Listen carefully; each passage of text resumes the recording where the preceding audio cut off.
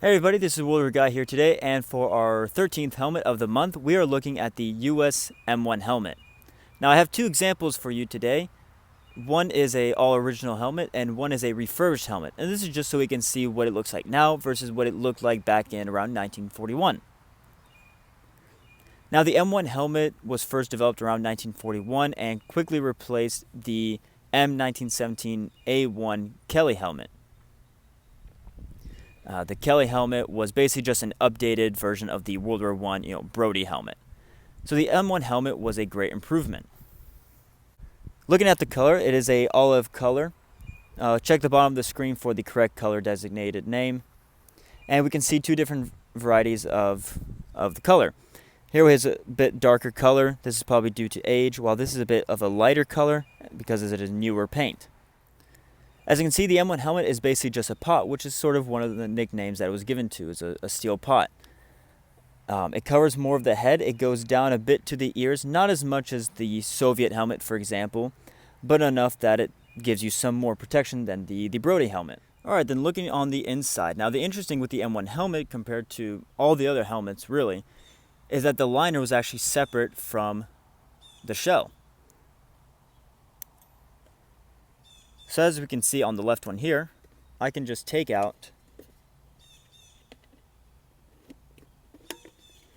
the whole liner.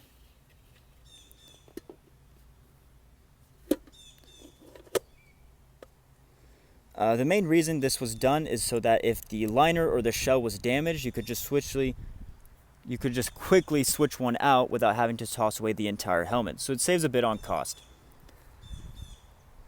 On the inside, you have all canvas webbing. The only part in leather that you had would be the sweatband. Now, the one on the right is all reproduction. The only original part is the shells. The liner shell and the helmet shell are original, while everything else is reproduction. So the only leather pieces to the M1 helmet were the leather sweatband and the liner chin strap. Everything else was a OD3 canvas. On the back here, you have a nape strap. This would basically help keep the helmet on your head a bit more sturdy. It wouldn't wiggle around as much. And these helmets are actually a one-size-fits-all. So the way this would work is you would take your liner sweatband and you would tighten it from back here. Tighten it or loosen it depending on your head size. So you have a really small head, good luck tightening it enough for it to fit on your head. And if you have a really big head, you better hope that this is big enough for your head. On the inside of the liner, you would have your manufacturers. This one is MSA. I don't know it off the top of my head, so check the bottom of the screen. While this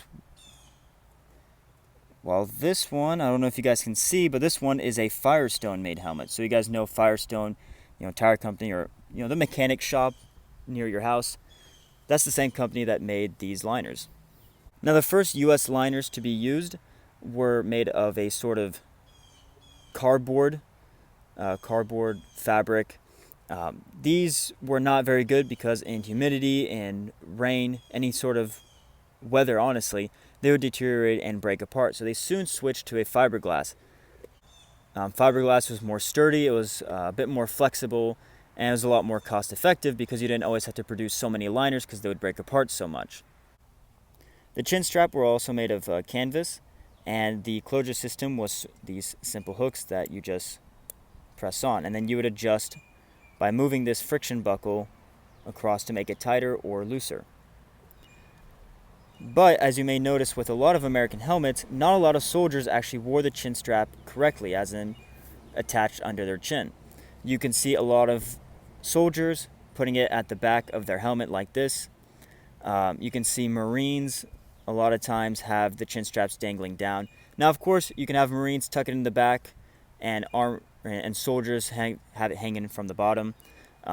It's just more likely to see soldiers having it in the back while Marines have it dangling down. But again, that's just variety, and that's just a detail for another day.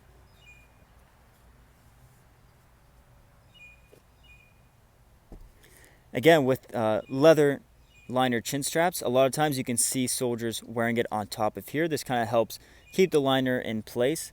But a lot of times you can see soldiers or Marines without liner. A lot of times you can see Marines and soldiers without any liner chin strap on top, or for some weird reason, I don't know why, but they would have the chin strap go under the liner, or over the liner but under the shell, in between there. Don't know why.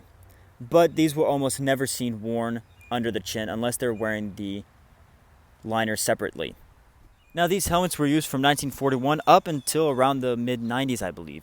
After World War II, they reused them for the Korean War.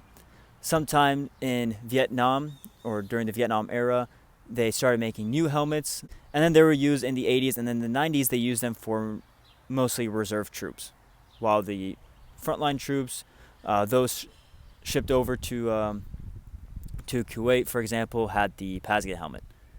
So these helmets have a very long shelf life, if you want to say. A lot of European countries also adopted the M1 with their own style. For example, the Norwegians, the French had their own variant of it, the Belgians, the Dutch, I believe, as well, and many more countries I'm sure I'm forgetting. And with that being said, that basically concludes the video. I'm sure I forgot something. I'm sure one of you guys are going to mention it in the comments. Please do, if I forgot something, mention it. But otherwise, if you enjoyed, drop a like, write a comment, share and subscribe. But besides that, you guys have a great day.